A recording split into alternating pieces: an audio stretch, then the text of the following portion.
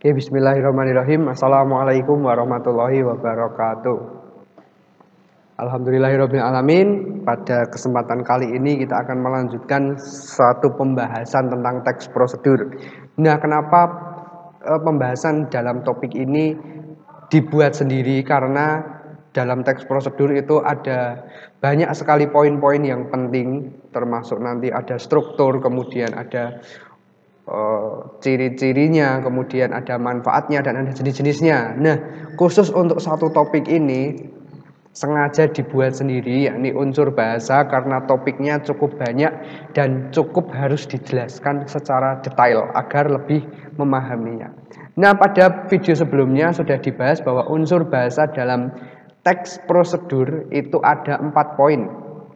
Ya, ada 4 poin, antara lain menggunakan penomoran, menggunakan kata kerja yang menunjukkan perintah atau imperatif, penggunaan konjungsi yang menunjukkan urutan, dan menggunakan kata keterangan. Kita bahas satu persatu untuk 4 poin dalam unsur bahasa ini. Yang pertama, contoh penomoran atau tahapan pemakaian nomor di dalam teks prosedur. Bisa dilihat di dalam layar video ini ada topik cara memasak mie instan, ada prosedur cara memasak mie instan. Nah, di bawahnya sebenarnya harusnya sebelum kita masuk ke langkah-langkah harus disampaikan terlebih dahulu atau dituliskan lebih dulu alat dan bahannya. Ya, tapi karena ini langsung dituliskan. 1, siapkan mie instan dengan membuka bungkus dan bumbunya. 2, siapkan 1 gelas air untuk direbus di dalam panci kecil. 3, 4, 5, 6 dan seterusnya, ya. Inilah yang dimaksud dengan penomoran di dalam teks prosedur. Dan ingat, penomoran ini harus urut, langkah-langkahnya harus urut, tidak boleh diacak, tidak boleh dibuat asal-asalan. Bisa dilihat ya untuk cara memasak mie instan, penomoran dalam prosedur cara memasak mie instan. Nah, ini penomoran bisa juga dengan kata-kata pertama, kedua, ketiga, keempat, kelima, dan seterusnya. Tergantung nanti berapa panjang langkah prosedur yang kamu tuliskan. Kalau prosedurnya gampang ya paling 3 atau 4 langkah selesai. Tapi kalau prosedurnya cukup banyak ya bisa jadi sampai 10 bahkan lebih. Dan selalu harus diingat bahwa penomoran itu dilakukan secara urut, tidak boleh lompat-lompat. Ini yang penting ya. Jangan sampai ada penomoran yang dilewati atau kelewatan, atau bahkan harusnya dilakukannya terakhir tapi dilakukan di awal. Itu tidak boleh, karena dalam prosedur itu menuliskannya harus sistematis. Kita lanjutkan dengan kata kerja perintah atau imperatif. Kemarin dalam pembahasan soal sudah saya sampaikan bahwa kata kerja perintah atau imperatif itu sama, hanya beda istilah aja, atau bisa disebut juga dengan instruksi, ya, memerintahkan atau menyuruh. Kata kerja imperatif disebut juga sebagai kata kerja perintah. Kata kerja imperatif biasanya berakhiran dengan partikel kan, i, dan lah. Jadi ada akhiran kan. Perhatikan baik-baik cara memasak nasinya. Nah, itu contohnya untuk memerintahkan. Perhatikan, gambarkan, tuangkan. Nah, itu kan semuanya menggunakan akhiran kan. Kemudian i juga tambahi atau bumbui. Nah, itu juga memberi instruksi. Dan yang terakhir lah, tuanglah atau bukalah, ya, aduklah. Nah, itu juga merupakan kata kerja imperatif yang digunakan dalam menulis prosedur.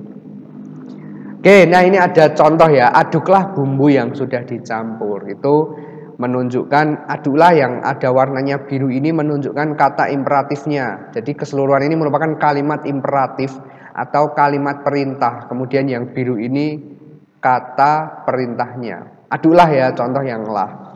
Kemudian contoh kedua, masukkan air ke dalam adonan. Nah, ini juga masukkan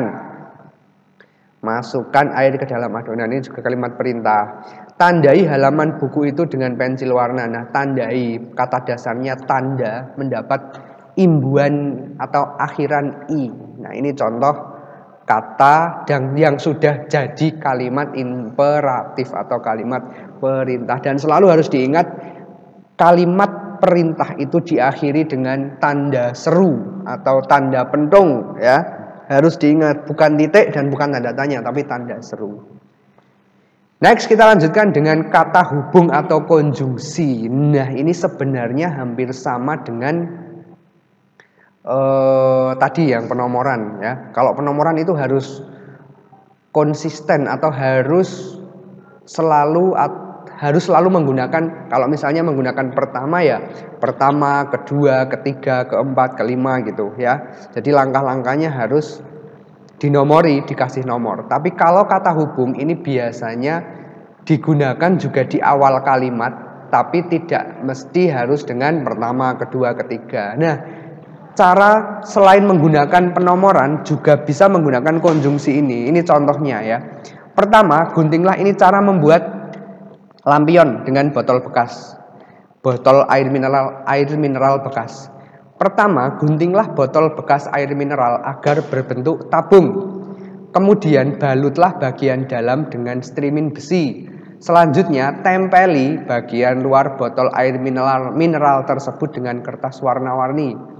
Pasang lampu atau lilin dengan tali lalu masukkan ke dalam botol. Lampion sederhana dari botol bekas bisa menghias depan rumahmu. Nah, ini contoh konjungsi yang digunakan di dalam prosedur. Nih ini kalau ini pertama ya. Dan kalau nanti mau pakai penomoran ya berarti sini harus kedua. Tapi karena ini memilih menggunakan konjungsi, berarti konjungsinya ini kemudian. Terus ini kalimat ketiga ada, selanjutnya terus kalimat keempat ada lalu ya. Kalimat kelima tidak ada ya.